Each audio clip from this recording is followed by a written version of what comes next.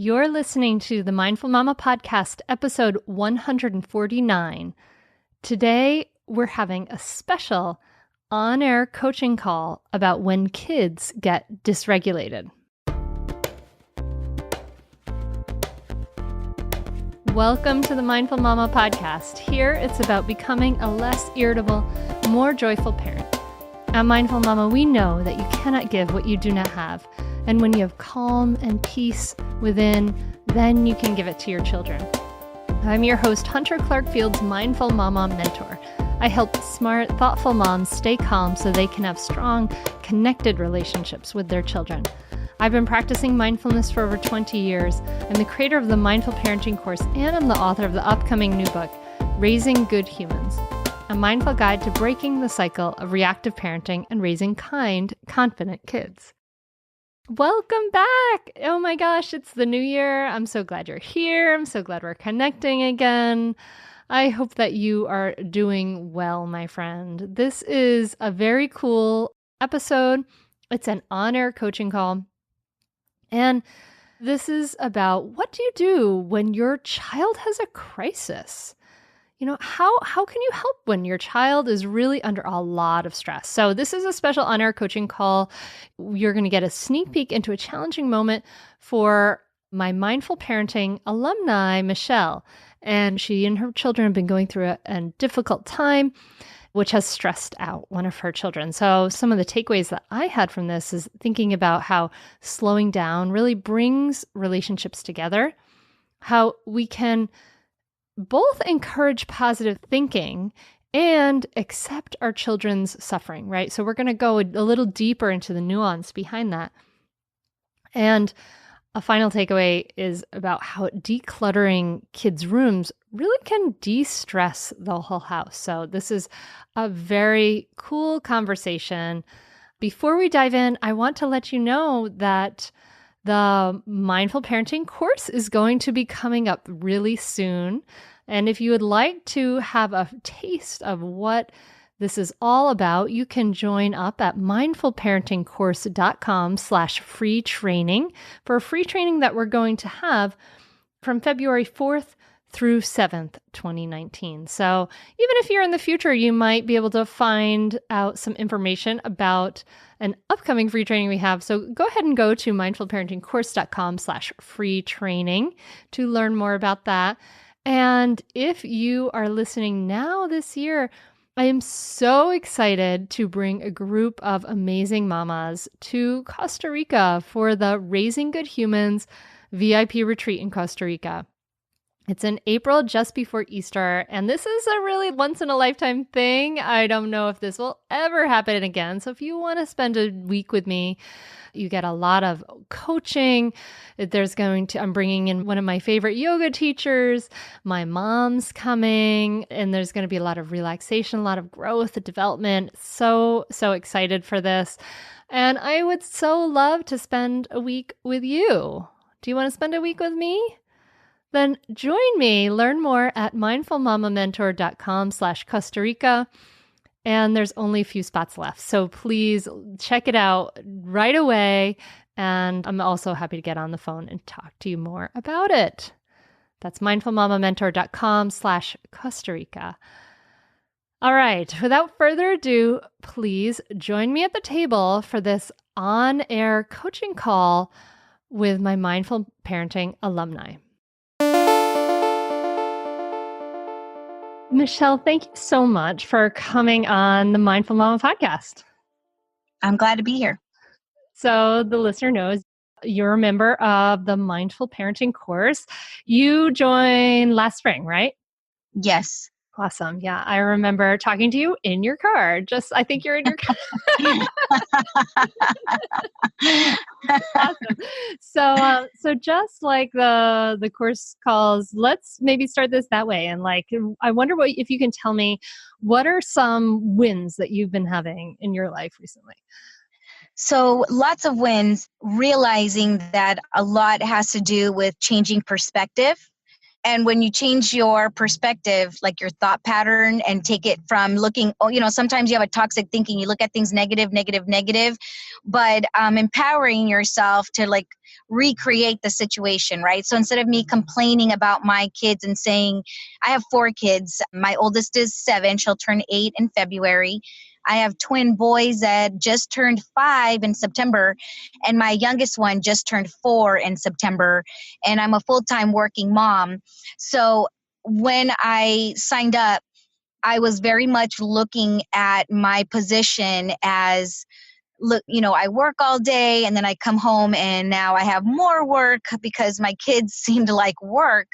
And so I really took on the idea of being a mindful mother, being present to them, and looking at myself where I'm kind of contributing that behavior because we've had a lot of changes. So just kind of taking responsibility and kind of taking on motherhood with a purpose and what that looks like. What do I want to create for them? What kind of environment do I want to create and change the atmosphere for all of us, right? So that's kind of the positive things I've been doing. And I've done really positive changes since then. I created a change in my environment so I can change what occurs to us, change things in my work so that it had better workability for my family, things like this. Yeah. Yeah. It sounds like you took the stuff from the mindful parenting course and you said, okay, I'm going to change my whole mindset. I'm going to start to look. And that's what, we do, of course, in that first part of that course, right? Is look at ourselves and say, this is a relationship. Relationship has, me and it has you. So what am I bringing to the relationship? It looks like you really took a hard look at what you were bringing to the relationship. What were you bringing before you took the mindful parenting course? I was bringing in a lot of guilt. I had a divorce and I moved states with my 4 kids and gained custody of my 4 kids. So as a mom, I was feeling guilty a lot for all the big changes I knew we were all going through, shaking up their world. And then 2, also feeling guilty because I had to work when I knew I really should be there for them, but I had to obviously take care of, putting food on the table and all that good stuff. So that was one. And then the second one was just constantly feeling exhausted. I'm working all day and, I'm not getting good rest at night because they're little. So they come to my room, that kind of stuff, and just catching where my frustrations were. So I was really in a negative state. And I recognized that I had to really look at where I was and recreate, like, okay, in order to change this, what am I changing it to? Like, why don't I just come from a state of nothing? What do I want to create in my home? And what do I want to create for my kids? What areas do I need to look at to make that happen? That's beautiful. That's beautiful. It's cool. So we talked about you coming on to the podcast and we can talk about and having the opportunity also to talk about some challenges too and get some support and things through some challenges that have been happening. It sounds like you've had some awesome things happening. You're sort of changing your mindset. Before we dive into any challenges that have been happening, how have your relationships, have they improved? Have things changed and shifted since the spring? Yes. Truth is, I was in a place where, because I was so mentally draining myself at the time, I was yelling at them when I got frustrated. And you made a point on one of them that it was like basically showing us that we should take accountability for or take responsibility for how we handle things, and it's not their fault that we're frustrated, right? So look at how we're handling the situation. So that was a big one for me, was looking at myself and saying it's not their fault that this is happening. So how do I gain cooperation? And yelling is not getting them to cooperate, it's controlling the situation. So those are some of the areas I've been working on changing and figuring out ways for cooperation. It's a little tough because there's 4 and they're young, but I'm, staying focused is a big part of that, right? Like, I'm not saying we don't slip at times. Of course, sometimes we slip but we fix it. We jump back on, Yeah. But I'm sorry, I lost track of your question for a second. Can you say that one more time? I realized I thought about a different thing and I was like, no, I don't think that's the right. So what was that question? No, I was just wondering about your relationships and yes. if they had there been changes since the spring. Yes, so much better. I found a stronger support system. So definitely helps with relationships because I'm able to give each one a lot more time at night. So we started doing like reading time. So my boys now say, Mommy, can we talk tonight? Because they started kindergarten now. So I've been doing some talk time at night before they go to bed. And we're Christian, so we pray. So we do prayer time before we go to bed. And I just feel like that's been helping a lot too, because I think they're getting off their chest things that are on their mind or whatever they're feeling, and they get to express it, whereas most of the time they don't get to do that when there's a lot of go, go, go all the time, right? So slowing down to listen, and that's helped our relationships tremendously. Yeah, yeah, it's amazing. It's really been ingrained in me recently how, like, anytime we're hurrying, we're sending a signal to our nervous system that there's a threat. Like our nervous system says, "Oh, there's a threat." Stress response, So we Yeah, signal that stress response anytime we're hurrying at all. yeah, So that's yeah. awesome, Michelle, because I remember talking to you during our coaching calls for the course, and you were working so hard and you squeeze them in your day, and you'd be in the car and you have all the kids and there was so much happening. I Don't just do I just think you remember that. So sounds like there have been some changes, some slowing down, different you've been doing some of that work for yourself to kind of slow yourself down and to give yourself some space, some grace and all of that. So what challenges are coming up now that you need an ear on that are frustrating? Yeah, so thank you. This is kind of one where I'm at right now. I will say one more thing to just finish off that relationship part. Oh, sure, yeah. When we transitioned here, we moved here from California because of I transferred where I had my mom's support and things like that. So for the first year here, we moved into Jersey. We stayed at my mom's house. So the kids were sharing rooms and things like that. And even the way the room was set up, because all their toys were in the room, and so the room would become messy, and I realized that even that affected the environment they were in was affecting their behavior. So when I finally got our own place, my big thing that I wanted to create to kind of was like a place that where we can all, like, just have peace and sanity for all of us. So I made a designated area for their playroom where their toys were there, and their bedrooms were only for books and stuffed animals to sleep with. And Mm. that I can tell you has changed a world of a difference, even in their, like, I think coming into their room and just kind of things becoming messy because they were playing, and then you're yelling, frustrated with them to like clean it, and then they mess it up again. So even that, just really looking at your environment and changing that so that there was no fighting over toys before, while they're in their room, and just created a room for a place of like a more peaceful place, a quiet place. And you can go to your room if you want to read and have some quiet time. And I could tell you that's helped a lot, even in their relationships, to like respect their siblings' space. Really taught them that too. And that's helped a lot in their own relationships amongst each other from a lot of squabbling over things. Do you know? Yeah, yeah, that's so cool. That's what we talk about in the last module in mindful parenting is talk about some of the things you can declutter from your kids' rooms. That's so cool. It's great. I'm glad that you're mentioning that because it makes a huge difference. It does. Oh, it sure has. Yeah. I can tell you, Hunter, is it okay to call you Hunter? Absolutely. Okay. I can tell you, Hunter, I can tell you my youngest was literally screaming and crying before bed. She would just refuse to go to sleep, refuse it, to the point where, like, I didn't, how they say, like, okay, just let her cry it out. You hear all people have all kinds of remedies for you. So you try everything. You wait 45 minutes with her until she falls asleep. You let her cry it out. You read a book. There's 50 million things, right? But finally, not until I changed the space. I mean, she was even grabbing toys. Like, she would have meltdowns because she just did not want to go to sleep.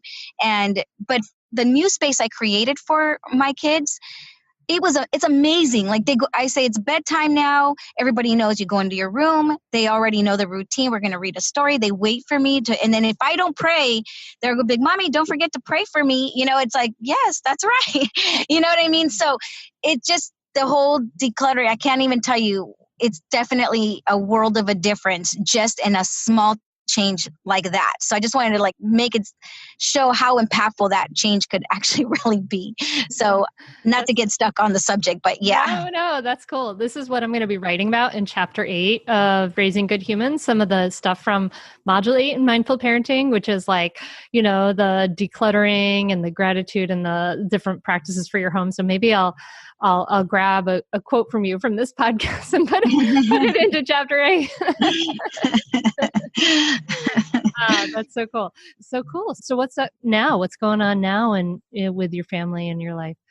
So my challenge, and you caught me right in the midst of it, to be honest with you. That's why I thought the alignment was pretty interesting is, so I created this healthy environment. Our behavior has made us, all of our behavior has made a significant difference, right? And because we've moved now 3 times, we went from California to here. And my mom lives in a different town. So from one town, then she went to a new school, and then we moved to now another town where our new home is, and another change of school. So apparently with all the changes, and I think just also, there's 4 kids. So the attention obviously gets stretched, and, trying my best to share the attention, but, a lot of things obviously get overlooked. She started having a hard time at school with math. The way it started, she just started school not long ago, and she's 7. She'll be turning 8 in February, which is in just a few more months. And she started struggling with math when she started, and it's a new math. So the way they want the problems written down, she wasn't writing down the problem. She was getting the answers correct, but not doing the problems. And so I think she was going up to the board and feeling embarrassed that she couldn't do the problems on the board. And so she was getting things wrong. And then I think that added to an insecurity. And then I think because she got insecure, she had like a poor attitude about it. So there was like a behavioral thing because she felt kind of like she messed up. So then she'd get teared down. They have like this tear down thing, which made her feel like she's failing on top of that. Now it's now on top of messing up, now this too, right? So long story short, she started having when she gets to that point, she's been shutting down, and she just doesn't respond back to the teacher. So the teacher may say something to her and she'll completely ignore her. And then, but to make it worse, she would start doing her own thing, like going to coloring when they're doing classwork. And long story short, she's not supposed to be doing coloring. She's supposed to be doing classwork, or she's not supposed to be looking at the hamster. She's supposed to be sitting down at her desk, following instructions. Well, she wasn't. So we've been having meetings with, the school's reaching out to me. And we've been trying different things, and we found out like she was going up to kids and asking if they wanted to be her friend, and they would just like walk away from her. And my daughter loves nature, and she loves catching bugs and things like that. So she would catch a bug and they'd call her weird, some of the girls. And so I think she started feeling a form of rejection along with failing on the school subject. And I think the combination of the two caused her to have a really poor reaction at school. And so the school and I I was doing things at home for her, like talking with her at night, like praying about things together. Maybe I was changing the way, like, let's talk about what we're thankful for. If you want to make friends, how can you be a friend? Let's talk about ways we can be friends so we could try to make friends. Long story short, we tried a few things. I put her in tutoring for math. The school counselor put her in a friendship class, but it was only one of the friendship classes. Well, she made one friend, apparently, one day, came back home excited, super happy. And the next day, that friend rejected her, said she didn't want to be her friend. And long story short, picked somebody else. And her heart was just broken. And so that same little girl, I guess my daughter, now when that happens, she shuts down, right? Completely. And so they went to do her own thing, went to look at the hamster cage, and the little girl screamed, "Look it, she's trying to open the cage." And then all the kids turn around and look at her. She right away felt like the whole class look at her. She runs under a table, and she told me that she looked at everybody and felt that everybody was mean and that they were liars. and that so what she did was she picked her head up and lifted up the table. So she stood up, but from under the table, lifted it up and flipped the table. Oh my And God. yes, obviously not good to do at school. And the crazy part is that she does not do that at home. So you can imagine my shock when the school called me, because just the day before that, she was like happy she made a friend. I was like, finally felt like there was breakthrough. And we've been creating things like, you're a math expert, we're putting good things in her head. Like, before you know, you're going to be I was printing affirmations like, you're a math expert. Let's practice, and we're going to be great at this. Let's be prayer warriors together. I bought her, like a necklace that matched mine. Like, know that you can come to mommy with anything. I'm your mommy, but I'm also your friend you can talk to. I was trying to do just everything to keep things positive. But when that happened, it was just a heartbreaking moment for me. And this just happened last week. So last week, I've taken off of work to be with her every day, taking her to Longwood Gardens, gave her a sketchbook so she can draw out like things that she might be feeling. We talked about like, okay, let's sit down and talk. Like, what were you thinking and feeling at this time? So basically she was looking at it like she's not likable and the world around her is mean. So we changed it. Like, what does Sophia want? So Sophia, what makes you joyful? Okay. So I'm happy and likable, and the world is nice and friendly. Okay, let's really look at that, honey, and let's just believe in that, and let's create that.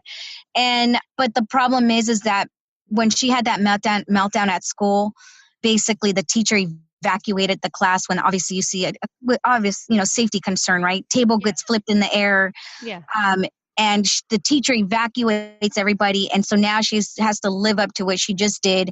So now she starts destroying the class, like flipping tables over and, and This is shredding so heartbreaking. papers. Oh You have gosh. no idea. I cried. But now the problem is that the school, which is where I came from today, is they won't let her return to school until they get a clearance from a psychiatrist. And to me, right before you call me, I went in and I left because I said, I'm looking for a school clearance, which obviously I know needs to have a discussion, all that. The school told me that the doctor's there to just confirm that she's safe to herself and others. But long story short, that psychiatrist told me he needed to make a diagnosis. And I'm like, I'm sorry, I'm not in agreement with you making a diagnosis. And I need to look into that further to find out. I don't want her to be labeled. And I took her to a naturopath doctor, and she told me, don't let them make a diagnosis. Why don't we change her eating habits? Like if she's eating too much sugar, and she gave me like a whole thing on like pH balance and what to give her for food, make sure her sleeping patterns are healthier. She's not going back to school now because I had to literally walk out of the psychiatrist's office because he wants to diagnose her. And I'm like, I refuse that. So because I'm not in agreement now for him to diagnose her, she can't go back to school. And this is what you're finding me coming out of right now, Hunter, is this. Oh, Michelle, this is so hard. This is so a hard and heartbreaking moment for you. This is challenging so many things for you. You're stepping up to, you're there for your daughter, you're doing the right things, and then you're hitting this wall. And that's got to feel incredibly frustrating and just like you're banging a head against your wall. Yeah, it's like something that came at me where, when you just feel like I am creating everything healthy. And the good part is that I see this as like, okay, this is an opportunity to move this to another level for her and make her into an extraordinary person. But I won't allow a doctor to diagnose her. I believe in a lot of it has to do with teaching her how to handle a tough situation and renewing her mind on how she's looking at the situation. But to diagnose her I don't agree with. And so now because of that, she can't go back to school. And I was prepping her to take responsibility when she gets back to school, not run from the problem, but take responsibility, apologize to everybody for the error that she, for doing something that wasn't working for her there and handling that in a wrong way. And now we're going to take accountability, apologize, and let her know that her actions moving forward is going to be what's works best for her and the class. And she recognizes that did not work by doing that. But that does not mean that's an opportunity to school to push Yeah. her to a psychiatrist so that she could be diagnosed with and be labeled. I can really, really understand your anger and frustration in this moment. So let's just take a moment. Let's take a deep breath in. Okay. Let that exhale out. One more deep breath in. Let that exhale out. So your poor daughter has been through so much, and you have too. And you just can recognize, you can see her suffering. I mean, as you describe her situation, it's clear that her stress response, her fight, flight, or freeze response was triggered many times in these situations. Like she had her freeze response, and she actually was trying to do something that was a really skillful thing for her to do, to color, to help her get back to a more even keel, right? That's something that's relaxing and calming for the brain. That I'm sure all the parents and teachers who are listening have their kids in a Montessori system are shaking their heads in frustration right now, because if she was in a different system, she would have been allowed to maybe take some time to take care of herself.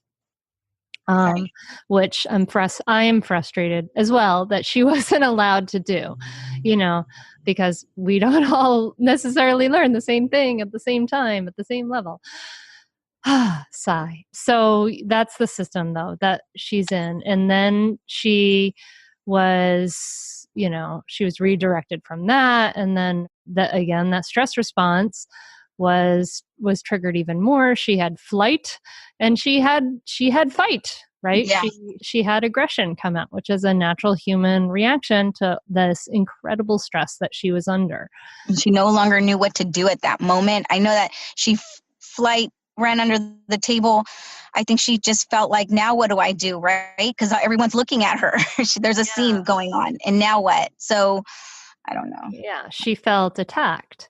And so when human beings feel attacked, it's very natural that human beings have that aggressive response. She's not a bad kid. I wouldn't say, I mean, I'm not obviously a psychologist, but I don't think she was under enormous stress and she wasn't being supported. And then she had this reaction, which kids do immature, stupid things, because she was completely out of touch with it was all her lower brain that was acting. It wasn't anything to do with her logical, rational brain happening there at all in that moment. And so she had a lot of suffering, and that sucks. Yeah. And this sucks for you. It's like hard. You're doing this wonderful thing. You're doing what you think is best, like taking her out of school, giving her your time, connecting, helping her feel safe, right? Which is really what she needs, right? Is to feel safe and loved and she's normal. Like, you're totally normal. Let's express it, honey. Like, let's communicate. You have someone to communicate with, right? So let's draw, let's talk, let's go to a beautiful place that we both enjoy, Yeah. So Michelle, we can't, in the course of this call, figure out what is exactly the right solution for you to do with the school and all of those things. But what we do know is that what you're doing is you're doing a lot of the right things. You're being there for your daughter. You're providing stability, even though there was all this life changes, you're bringing her stability in her life with regular routine and rhythm and simplifying her household. You're doing a lot of the right things, and you're being there for her. So just from one mom to another, like, your loving response is very skillful.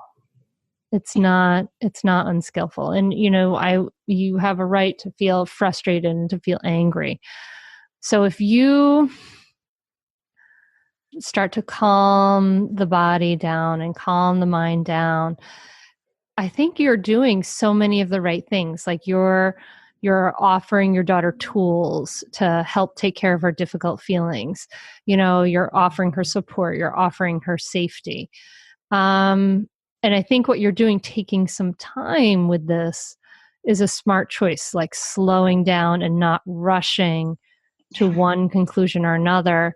because it's a moment of frustration and difficulty. I have a lot of empathy for you because this is a hard situation. This could happen to any kid who is under a stress like that. It's hard to be without friends and to be in a new place and to be under that so much pressure. So, taking another deep breath in, Michelle. Another deep breath out. If you can imagine sort of your ideal scenario, if you can imagine maybe 6 months from now, your daughter's happily settled, things have worked out in a way that feels good for you. If I could kind of wave a magic wand to make that happen, what would happen? What would that be, that scenario? That scenario would be confidence in herself, in her learning abilities, and having personal achievements over the subjects such as her math and her, writing skills. And then also having personal achievements with making, even just one or two good friends that she feels, caring and sweet with her. And she's very social and very lively and is sensitive and has a big heart. So even if it's one or two good friends, that she can just be herself and give love and be able to receive love from them and feel comfortable with that. And 3, to recognize that she can create amazing things and can be an extraordinary person if she can just focus on what she wants to build, not have other people affect that, but to believe in herself.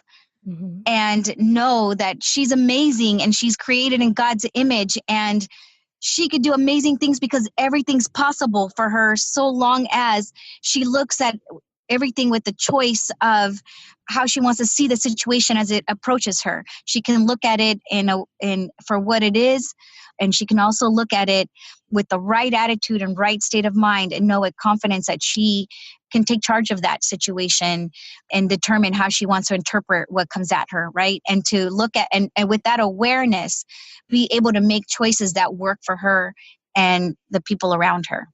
That's so beautiful, Michelle. I love that vision for your daughter. I love that. Now, let's remember, right, that some of these things that we can't, we can only control in so many ways ourselves, right? Like that a lot of these challenges and things that she's going through are her problems, meaning that there's certain things that you can do as a helper, as a supporter, but you can't fix her problems for her. Right. And so part of what I'm kind of hearing from you is that I hear that you're wanting to encourage her to see the good, be grateful, see her power, see all those things. And I want you to keep doing that. Like, that's wonderful to encourage her to do that. But what I would watch out for is just being careful of being so much the cheerleader for seeing the good that it becomes like she feels bad for feeling bad. You know what I mean? Yeah, I can see that. That if she's having a bad feeling, there's something wrong with that. Because we're all going to have bad feelings. We're all going to be angry. And she's normal for having her anger. And she's normal for having sadness and doubt and all of those other things too. Right. Those are all feelings that we all have too. And that it's hard because we want to teach our kids, like I want to teach my daughters about their negativity bias of the brain and that we can focus on the positive. I want to do that too, but we have to walk the line between teaching them about their brain and teaching them about themselves and their possibilities, but also accepting them for exactly who they are in this moment.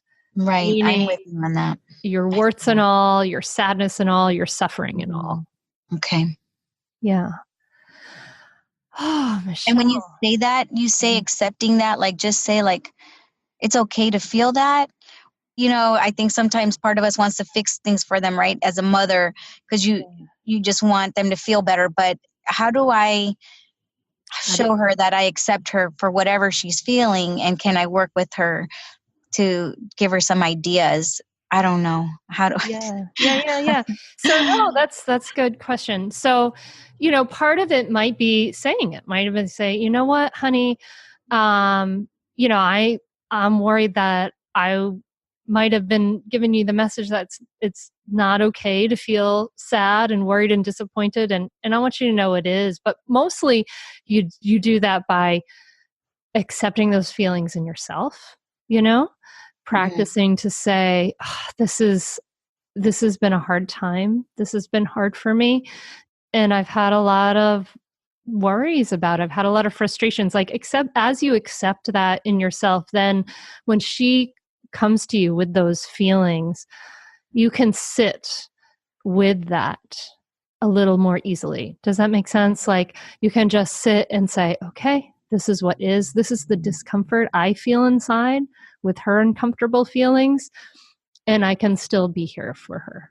And that can all just kind of be silently in you. And sometimes it might be, as you practice that, you might be with her if she's having some difficult feelings and just saying to yourself, yes, like instead of no, no, no, right? That our brain is kind of unconsciously saying yes, and kind of being like, it's okay, saying to yourself, it's okay for her to have these feelings, so that your body language and your presence can be more welcoming and accepting. Does that make sense? Totally. Yeah, I got you. So she doesn't feel like I'm not making her, I don't want, right. So she doesn't feel like I shouldn't feel this way. So it's bad to feel this way. Like, know that you're going to feel this way. It's okay. Let's talk about it. Let's get it off your chest. And is there some ideas that we can have together to make you feel better, or what can make you feel better? Maybe something like that. Yeah. Put yourself in that helper role. Like, this has been a hard time and I'm here to help you. I'm here to help you. I can't fix everything. I can't solve everything. And this might be, this seems like it's a really hard year, but I love you and I'm here to support you. Yes. Put yourself in that helper role. Oh my gosh, Michelle, we know, we had to kind of squeeze our Yes. call in. I have to go get my daughter from No the worries. do you have, Thank you. this is an intense time for you. This is a hard time for you. I'm glad that I got to hear you and listen to this challenging time for you. Do you have a takeaway that you have from talking today at all? Yes, to be able to create so that she understands that she's accepted regardless of what she feels, that I accept her and not make her feel wrong for what she's feeling. Yeah, awesome. That's so beautiful, Michelle. And I wish you the best of luck as you deal with this whole thing. I encourage you to just slow it down, try to give yourself time to take one step at a time. Don't feel rushed. Be in your power and know that all the people you're dealing with are human too, and try to relate to them at that level. And I really, I'm like sending you like a big hug over the phone because I know this is so hard. Thank you, Hunter. I really appreciate your conversation and this phone call and this time. Thank you very much, and your advice, of course. All right, awesome.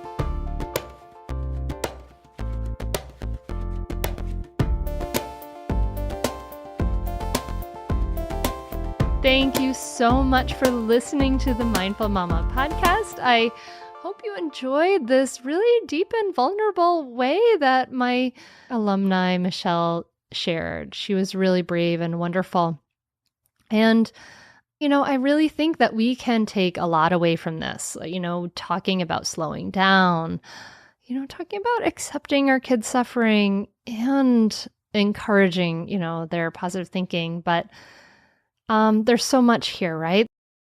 I think this conversation, she's just can be so helpful to us in so many ways, because the things that parenting brings up aren't easy. They're deep and they're nuanced, and it really makes us look at ourselves and how are we showing up, right? So a couple of ways that you can learn more and you can dive in. You can learn more we're going to be doing the Mindful Parenting free training. You can learn more about that at mindfulparenting.com. mindfulparentingcourse.com/free training. That's mindfulparentingcourse.com/free training. And I want to remind you that if there are just a few spots left, if you would like to spend a week with me, I'm not sure we don't have any plans to do anything like this again. So in the future yet, I mean, who knows, maybe it'll happen, but this is not like a regular thing I do. It's a really special and exciting thing. It's the Raising Good Humans VIP retreat in Costa Rica. It's just before Easter. And it's for you to take time away from your kids, time for you, time for growth, so that you can return relaxed, filled up. And it's really kind of an amazing once-in-a-lifetime thing. So I would love for you to join me. If you want to talk more about that, let me know. You can learn more at mindfulmamamentor.com/Costa Rica. I'm so excited. We have some amazing people coming already. And like I said, my mom's coming. So cool. mindfulmamamentor.com/Costa Rica. And if Costa Rica is not going to happen for you, support the podcast by sharing this. Maybe this episode resonates with you or another one. And it really helps a lot for you to share it and for you to leave reviews and all of that. So that would be wonderful. If you cannot come and join me in Costa Rica, please go ahead and leave a review. So wishing you a beautiful week, wishing you a beautiful start to your new year. I hope this episode helped you really remember what's important and helped us. I mean, it certainly helped me think about the way we show up, right? There's so much to that. And I thank Michelle so much for being so brave to share her story so openly with everyone. All right. Carry on, stay calm, stay grounded, ground yourself, breathe. Let's do it together. Big breath in. Let that breath out. Let's do it again. Big breath in. Big sigh out. And thank you so much for listening. There are so many good things to come this year. I'm so excited for this. I'm so excited that you and I are connecting, that we're here in this airspace. I'm in your ears with you. And I just think it's amazing that we can connect in this beautiful way. Sending you wishes for peace and joy and calm this week. All right. Talk to you soon. Namaste.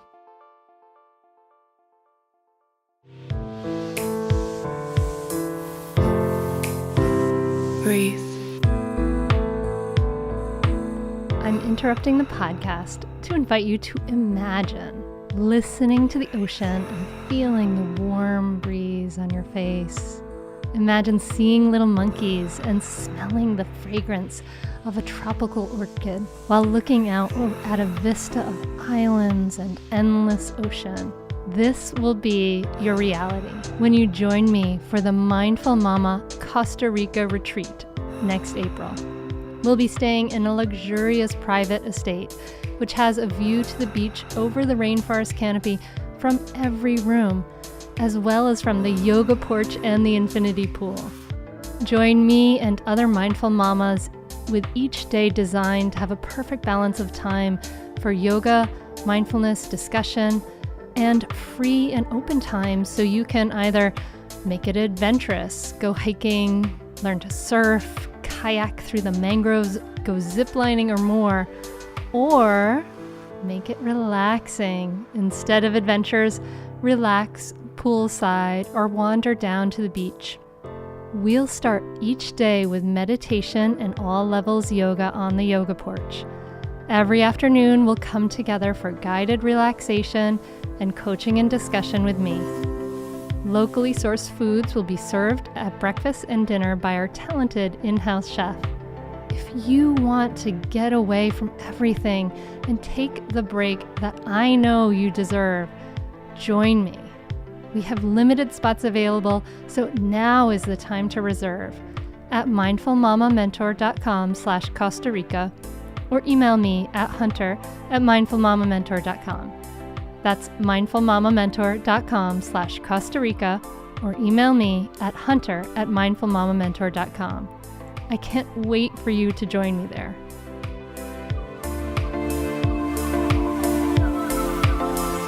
breathe.